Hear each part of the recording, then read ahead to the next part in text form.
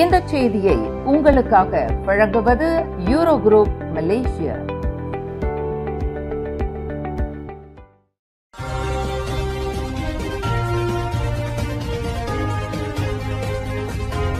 வணக்கம். திசைகளின் 5 மணி செய்திகள். இந்திய சமுதாயத்தின் நலனுக்காக மித்ரா மூலம் 16 பிரதான திட்டங்கள் அங்கீகரிக்கப்பட்டுள்ளன.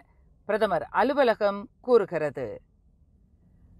மலேசிய இந்திய சமூகவியல் உருமாற்று பிரிவான மித்ரா மூலம் 2025ஆம் ஆண்டு ஜூலை மாதம் வரையில் இந்திய சமூகத்தின் நலனுக்காக உயர் தாக்கம் நிறைந்த 16 பிரதான திட்டங்கள் அங்கீகரிக்கப்பட்டுள்ளதாக பிரதமர் அலுவலகம் இன்று வெளியிட்டுள்ள ஒரு அறிக்கையில் தெரிவித்துள்ளது. இந்த 16 பிரதான திட்டங்களும் இந்திய சமூக மேம்பாட்டின் 3 முக்கிய பகுதிகளில் தீவிர கவனம் செலுத்த வல்லதாகும் என்று குறிப்பிட்டுள்ளது. முதலாவது கல்வி மற்றும் பயிற்சி திட்டங்களாகும். இரண்டாவது ஆன்மீகம் மற்றும் கலாச்சாரம் சார்ந்த திட்டங்களாகும். மூன்றாவது சமூக நல்வாழ்வாகும் என்று பிரதமர் அலுவலகம் தெரிவித்துள்ளது. இந்த 3 அடிப்படை நடவடிக்கைகளை உள்ளடக்கிய முற்போக்கான மற்றும் தாக்கத்தை ஏற்படுத்தக்கூடிய அடிப்படை அணுகுமுறையின் மூலம் நாட்டின் மேம்பாட்டு தோழமை சகாவாக இந்திய சமூகத்தின் பங்கை உயர்த்துவதற்கு மடானி அரசாங்கம் உறுதி பூண்டிருப்பதை இது பிரதிபலிக்கிறது என்று பிரதமர் அலுவலகம் குறிப்பிட்டுள்ளது. அதேவேளையில் தேசிய டிவெட் மன்றத்தில் அதிகார வரம்பு மற்றும் பராமரிப்பின் கீழ் உள்ள தொழில்நுட்ப தொழிற்கல்வி மற்றும் டிவெட் பயிற்சி திட்டங்கள் தொடர்பான பல விண்ணப்பங்கள் அங்கீகரிக்க முடியாத நிலையில் இருந்தன. தவிர இளைஞர் மற்றும் விளையாட்டுத்துறை அமைச்சு, மலேசிய சுகாதார அமைச்சு மற்றும் தொழில் முனைவோர் கூட்டுறவு மேம்பாட்டு அமைச்சு உள்ளிட்ட பல அமைச்சுகளின் கீழ் உள்ள நடப்பு பயிற்சி திட்டங்கள் ஒன்று மற்றொன்றுடன் சார்ந்து இருப்பதால் முன்மொழியப்பட்ட பல திட்டங்களை அங்கீகரிக்க முடியாத நிலை ஏற்பட்டுள்ளதாக பிரதமர் அலுவலகம் விளக்கம் அளித்துள்ளது. ஓர் அமைச்சின் பயிற்சி திட்டங்களைப் போலவே மற்றொரு அமைச்சின் பயிற்சி திட்டங்கள் இருப்பதையும் அவை ஒரே மாதிரியான வளங்களை பயன்படுத்துவதையும் தவிர்க்க அவற்றை ஒருங்கிணைப்பு செய்ய வேண்டிய அவசியம் இருப்பதாக பிரதமர் அலுவலகம் தெரிவித்துள்ளது. எது எப்படி இருப்பினும் இந்திய சமுதாயத்தின் நியாயமான, சமமான மற்றும் நிலையான வளர்ச்சியின் பலன்களை தொடர்ந்து பெறுவதை உறுதி செய்வதை மடானி அரசாங்கம் எதிர்காலத்தில் மேலும் பல வியூக முயற்சிகளை அமல்படுத்துவதற்கான மதிப்பீட்டை செய்யும் என்று பிரதமர் அலுவலகம் உறுதி அளித்துள்ளது.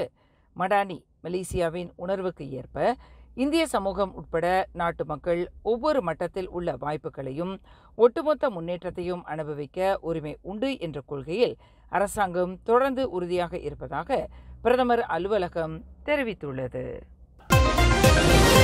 ஆசிரியரை தாக்கியதாக குற்றத்தை ஒப்பினான் மாணவன். ஆசிரியர் ஒருவரை தாக்கி முகத்தில் காயம் விளைவித்ததாக இடைநிலைப் பள்ளியைச் சேர்ந்த 2ஆம் படிவ மாணவன் ஒருவன் காஜாங் மேஜிஸ்ட்ரேட் நீதிமன்றத்தில் இன்று குற்றச்சாட்டப்பட்டான்.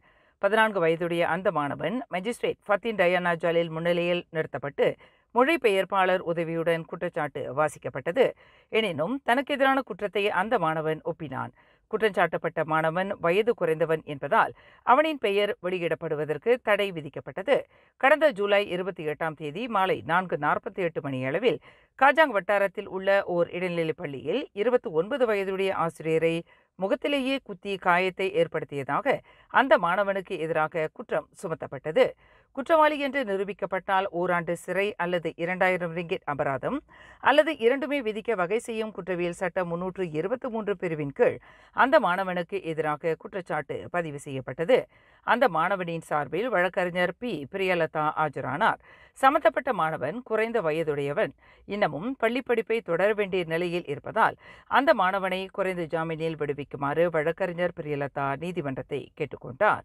அந்த மாணவன் ஆசிரியரை தாக்கும் காட்சி சமூக வலைதளங்களில் பேசும் பொருளாக பொதுமக்களின் கவன ஈர்ப்பாக மாறியுள்ளதால் அவன் புரிந்த கடுங்குற்றத்தை கருத்தில் கொண்டு 5000 ரிங்கிட் ஜாமீன் அனுமதிக்குமாறு ப்ராசிக்யூஷன் தரப்பில் ஆஜரான துணை பப்ளிக் ப்ராசிக்யூட்டர் ஷஃபிக் முகமது ஜுல்பாரின் நீதிமன்றத்தை கேட்டுக்கொண்டார்.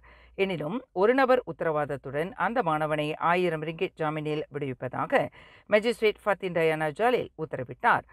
உடற்பயிற்சி பாடத்திற்கு மட்டம் போட்ட அந்த மாணவனை கண்டித்ததற்காக அம்மாணவன் ஆத்திரமுற்ற நிலையில் சம்பந்தப்பட்ட ஆசிரியரை முகத்திலேயே குத்தும் காட்சியை கொண்ட காணொளி தற்போது சமூக வலைதளங்களில் வைரலாகி வருகிறது.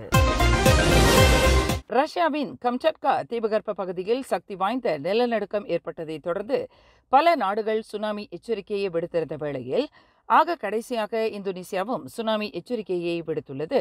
ரஷ்யாவின் கம்சட்கா தீபகற்ப பகுதியில் ஏற்பட்ட நிலநடுக்கம் ரிக்டர் அளவுகோலில் 8.8 பதிவாகியுள்ளது. இது சக்தி வாய்ந்த நிலநடுக்கமாகும் என்று இந்தோனேசிய வானிலை மற்றும் புவியியல் ஆய்வு மையம் தெரிவித்துள்ளது. இதன் விளைவாக இந்தோனேசிய கடலோர பகுதியில் தீவிர சுனாமி அலைகள் 0.5 மீட்டர் வரை உயர்ந்ததாக அந்த மையம் ஓர் அறிக்கையில் தெரிவித்தது. இந்தோனேசியாவைப் போலவே ஜப்பான் மற்றும் அமெரிக்கா சுனாமி எச்சரிக்கையை விடுத்துள்ளன. தனது 6 வயது மகன் திஷான் மரணத்தால் மனம் உடைந்ததாக நம்பப்படும் அந்த சிறுவனின் தாயார் தற்கொலைக்கு முயற்சித்துள்ளார் என்று கூறப்படுகிறது. தனது ஒரே மகனை பறிகொடுத்த சோகத்தில் மூழ்கிய நிலையில் விரக்தியின் விளிம்பிற்கு சென்று விட்டதாக கூறப்படும் அந்த சிறுவனின் தாயார் மனோரீதியாக பாதிக்கப்பட்டுள்ளதாக கூறப்படுகிறது. இந்நிலையில் அந்த மாதவிற்கு உளவியல் ரீதியாக தேவையான ஆலோசனைகள், நல்லுரைகள் முதலியவற்றை வழங்குவதற்கு நடவடிக்கை எடுக்கப்பட்டுள்ளதாக ஜொகூர் மாநில பெண்கள் குடும்ப சமூக மேம்பாட்டுத்துறை ஆட்சிக்குழு உறுப்பினர் கைரின் நீசா இஸ்மாயில் தெரிவித்துள்ளார். அந்த சிறுவனின் தாயார் தற்போது மருத்துவமனையில் அனுமதிக்கப்பட்டுள்ளதாக அவர் குறிப்பிட்டுள்ளார். போதைப்பொருள் கடத்தியதாக குற்றஞ்சாட்டப்பட்ட பணி ஓய்வு பெற்ற முன்னாள் போலீஸ்காரரை எதிர்வாதம் புரியும்படி சுரம்பான் உயர் நீதிமன்றம் இன்று உத்தரவிட்டது. அமினுடின் அமீன் என்ற 66 வயதுடைய அந்த போலீஸ்காரருக்கு எதிரான குற்றச்சாட்டில் அடிப்படை முகாந்திரங்கள் உள்ளன என்பதில் ப்ராசிக்யூஷன் தரப்பு நிரூபித்துள்ளதாக நீதிபதி ரொஹானி இஸ்மாயில் தெரிவித்தார். எனவே தனது தரப்பு வாதத்தை முன்வைப்பதற்கு அந்த முன்னாள் போலீஸ்காரர் எதிர்வாதம் புரிய வேண்டும் என்று நீதிமன்றம் உத்தரவிடுவதாக ரொஹானி இஸ்மாயில் குறிப்பிட்டார்.